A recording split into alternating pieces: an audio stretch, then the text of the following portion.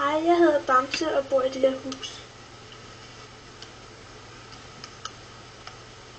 Og i dag vil jeg godt vise, hvad jeg laver på en helt normal dag. Og nogle gange er han også på legepladsen. Og det synes han er rigtig, rigtig sjovt. Og nu vil jeg godt spille på spilmaskinen. Nu skal jeg alle sammen dø. Og når jeg er sammen død, så har jeg overtaget verdensherredømmet.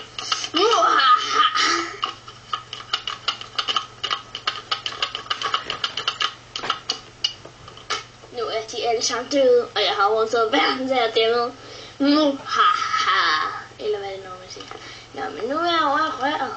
Og han er lidt min yndlingsting her på legepladsen. Men det er hemmelighed. Kun jeg der må vide det. Okay, man plejer at tage hovedet ind først, eller bagdelen ind først. Det er nemmest med hovedet. Så er det sagt. Men i dag så vil jeg tage en, der er endnu sværere, fordi jeg er verdensmester til at gå ind i røret. Så jeg vil tage den sidevendt. Hvilket er lidt svært, og man bliver nødt til at have nogle hjælpemidler. Og dem har jeg. Man kan krybbe sig sammen og presse. Jeg er nu inde i røret, og ingen kan se mig udefra, medmindre de kigger ind i røret, ligesom jeg er. Men hvis I filmer udefra, så kan I gå nok ikke se mig, hva'? Så er jeg jo kamufleret. Nå, men når man så skal ud igen, så kan man enten vælge at komme ud på den ene side, eller så kan man vælge at komme tilbage på den anden side. Det er det, jeg har valgt lige nu.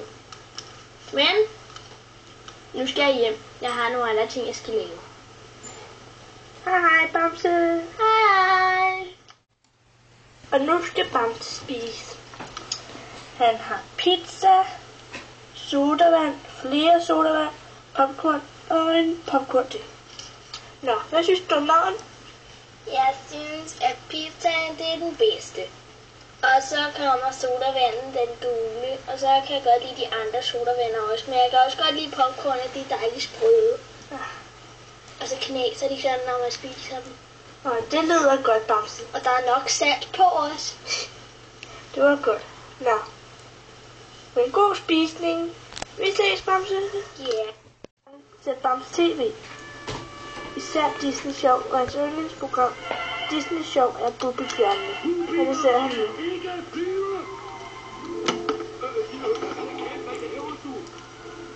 Den maskine er farlig. Jeg nægter at arbejde mere på den. Jamen nu kan vi snart flyve i. Aldrig. Det er ikke meningen, at bubbier skal flyve. Jo, selvfølgelig skal det det. Se selv. De gamle bubbierfløj. Bubbi, nu har jeg fundet brændstoftanken. Fyld brændstof på og start hende. Jamen jeg ved ikke, hvad brændstoffet er. Det var jo det, du skulle undersøge i din bog. Skulle jeg?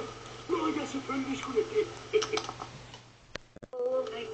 Hver fredag ser Bamse også X-Factor. Og det synes jeg også er rigtig sjovt. Hey, jeg vil gerne have en sodavand og en popcorn til mig. Ja, jeg skal lige have dem op i her. Godt med salt på. Okay. Okay, her er din sodavand. Din gule, den yndlings. Og her er dit popcorn, godt med salt og dejligt sprød, som du elsker. Jeg sætter den her. Lækker. Nå. Så kan jeg også få noget at æde. Kan jeg vide, hvad de forskellige får? De 3 personer, som i dagevis har bedømt hundredvis af mere eller mindre talentfulde sangere, og som for sidste gang sætter sig i stolen. Ja. Remy, international producer og sangskriver. Thomas Blackman, producer og en sand excentriker. Popstjerne Anno Inferno, der har solgt over 2 millioner albums.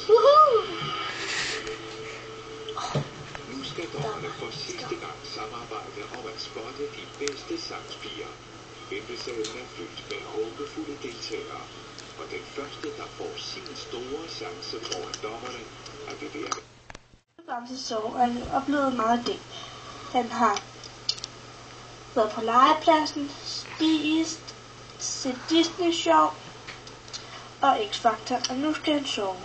Godnat, Bamse.